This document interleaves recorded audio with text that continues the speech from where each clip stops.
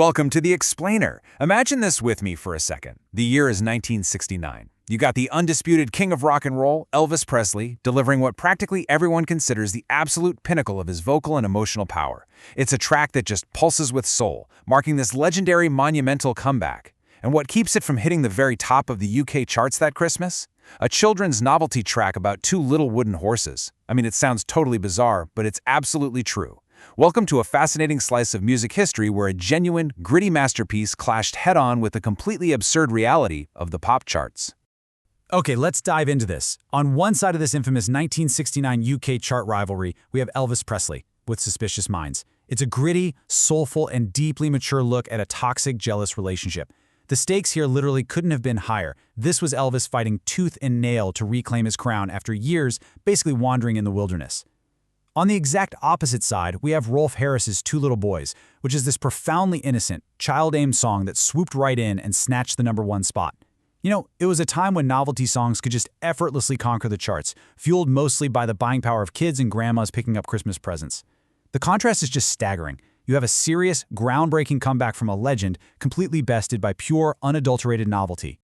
But before we really get into how Suspicious Minds eventually claimed its rightful throne in the long run, I want you to think about something in your own life. Have you ever loved a song so much, maybe you played it on repeat in your car or blasted it on your headphones for weeks until you absolutely couldn't stand the sound of it anymore? We've all been there, right? Well, imagine if that song was the very thing that resurrected your entire career, and because of that, you were contractually obligated to belt it out while doing literal karate kicks every single night for the rest of your life. That is the central, deeply ironic tragedy of this entire story for Elvis. Which brings us to Section 1, a critical creative pivot. To really grasp the sheer weight of this song, we kind of have to rewind just a bit to set the scene. This wasn't just another day at the office. This was a do-or-die moment. By the late 1960s, the king had essentially lost his crown. Elvis hadn't seen a US #1 hit since Good Luck Charm, way back in 1962. Instead of pushing musical boundaries, he'd been churning out a series of, frankly, unexceptional Hollywood movies. His music had lost its luster. It wasn't seen as revolutionary anymore. He desperately needed a critical, creative pivot, a real change of pace from the whole Hollywood machine and that slick Nashville sound. So, for the first time since 1955, he went back to his roots, Memphis, Tennessee. He stepped into Chips Moman's American Sound studio, and there, he heard a song written by a guy named Mark James. James had actually written it about the breakdown of his own first marriage and his lingering feelings for his childhood sweetheart. Elvis heard that demo and instantly knew he could channel that raw, highly relatable frustration into a massive hit.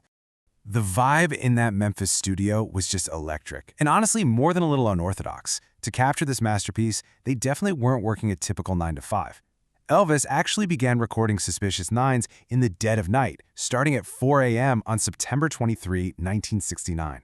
Between 4 a.m. and 7 a.m. in those intense, rapid-fire, ridiculously early morning hours, Elvis poured every single ounce of his raw emotion right into the microphone. He wasn't just singing, he was practically acting out the despair, the mistrust, and the total desperation of the lyrics. By 7 a.m., the masterpiece was fully captured. The king was officially back. But believe it or not, the song almost never saw the light of day. Moving right along to Section 2, the intense publishing dispute. Behind the scenes, there was this massive and incredibly dramatic boardroom battle brewing.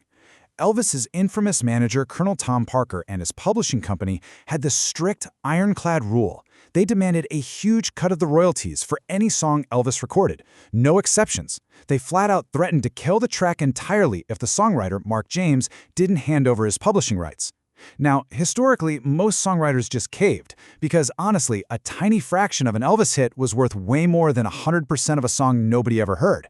But Mark James stood his ground. He held firm, and in a totally jaw-dropping moment of defiance, Elvis insisted on recording the song anyway. He shockingly defied his own notoriously controlling manager just to save the track. That tells you exactly how deeply he believed in this music. All right, Section 3, Anatomy of a Fake-Out.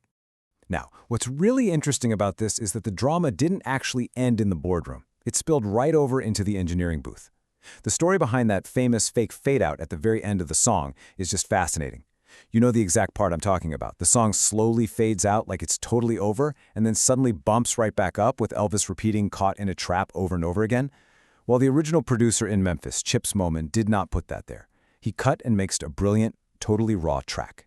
But then, Elvis's longtime producer, Felton Jarvis, took the master tape over to Nashville and decided to tamper with it. He added background voices and engineered that super dramatic false fade-out. Why? Well, specifically to mimic Elvis's live stage show, where he would repeatedly build up the song's ending for this huge dramatic effect. Chips Moman and his team reportedly absolutely hated this unauthorized remix, thinking it completely ruined a great studio record. Yet, wild enough, that fake-out became an undeniable, iconic part of the song's legendary DNA. Which leads us to Section 4, Live Shows and Complicated Feelings. This song basically propelled Elvis into a massive touring era and his legendary Las Vegas residency. But performing Suspicious Minds wasn't just singing. I mean, it was an extreme athletic event. The driving rhythm demanded intense physical exertion, deep splits, and these furious karate-kicking gyrations. It was a guaranteed crowd pleaser, sure, but the physical toll on him was immense. As a fantastic little piece of trivia, Elvis would actually sometimes alter the lyrics live on stage just to make fun of himself and the sheer, ridiculous effort the song demanded. Instead of singing "Because I Love You Too Much, Baby," he was actually caught on tape singing "I Hope This Suit Don't Tear Up, Baby," right as he dropped down into the splits. It was a great moment of levity, but it definitely hinted at the grueling, exhausting nature of the performance. Over time, all that physical and emotional repetition really began to weigh heavily on him. In a truly shocking moment of live stage banter during a Las Vegas residency, the king openly rebelled against his own masterpiece. He told the audience, point blank, "I hate this damn song, I really do."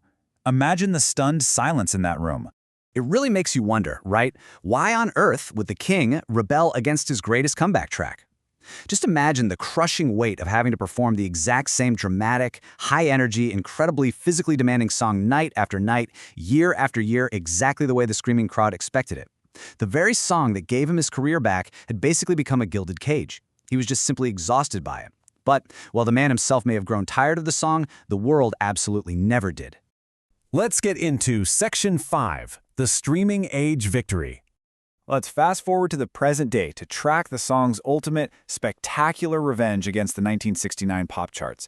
So the crucial point is how this track has aged compared to its original run. Back in '69, the original UK release of Suspicious Minds missed the #1 spot, blocked entirely by that novelty trend we talked about.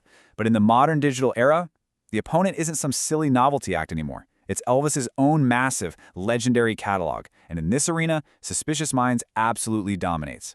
It might have lost the battle back in 1969, but it definitively won the war. The hard numbers really back up this modern victory.